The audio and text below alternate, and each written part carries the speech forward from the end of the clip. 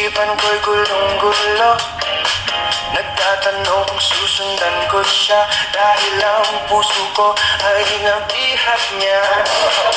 Alam mo bang minamahal ko siya, at tunay ang aking nadarama.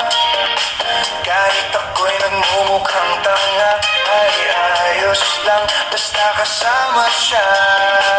Kahit sabihin pa ng iba, nababaliw na akong talaga.